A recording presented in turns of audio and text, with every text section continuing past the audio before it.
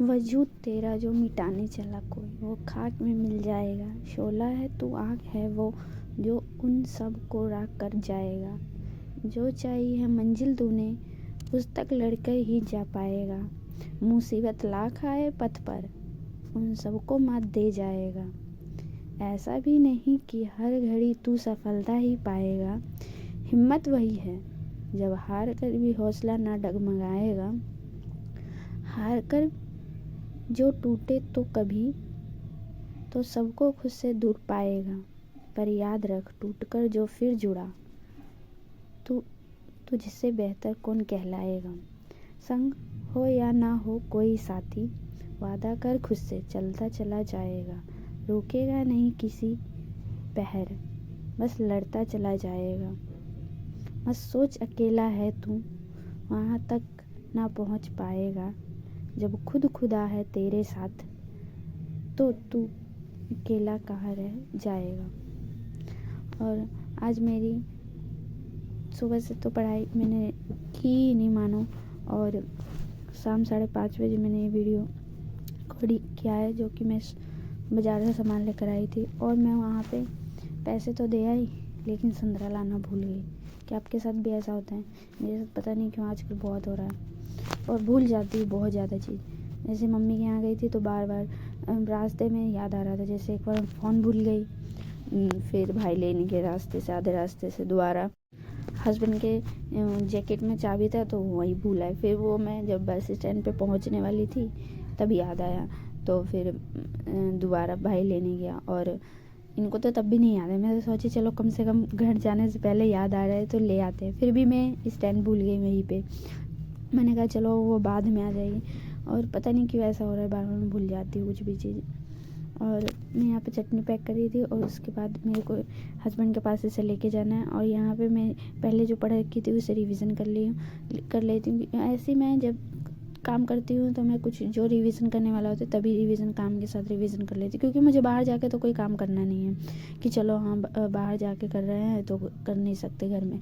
मैं काम भी करती हूँ और साथ साथ में जो भी रिवीजन का होता है वो करती हूँ। और बाकी पढ़ने जो भी मेरे को न्यू टॉपिक करना होता है वो मैं जब मतलब पढ़ने बैठती हूँ तभी मैं करती हूँ। वैसे ये सब रिवीजन कर लेती हूँ। और चटनी पैक करके लेके जाना है, और उसके बाद फिर अभी टाइम हो रहा है 7 बज रहा है, और इसे पैक करने में 1 घंटा लग जाएगा। क्योंकि कल के लिए भी करना होगा मुझे।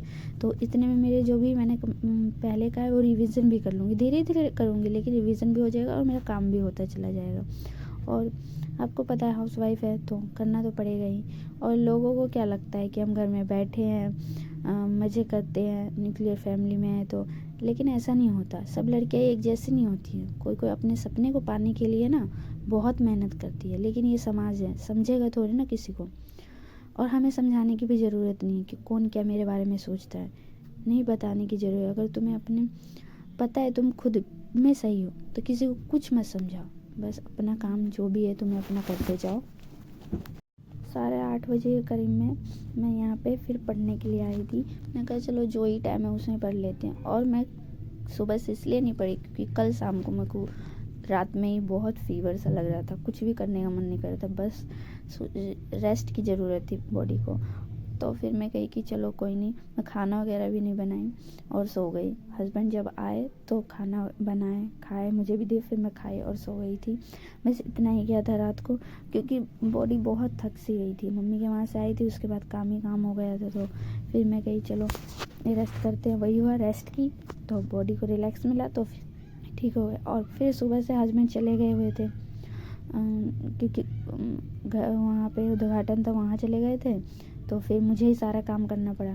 तो फिर मैं और सुबह लेट भी उठी थी क्योंकि रात को ही तबीयत ख़राब था रात से ही। तो फिर मैं इसलिए सुबह लेट उठी और काम भी लेट होता रहा, इसलिए मैं रिकॉर्ड नहीं करवाई। 5:30 से मैंने रिकॉर्ड किया।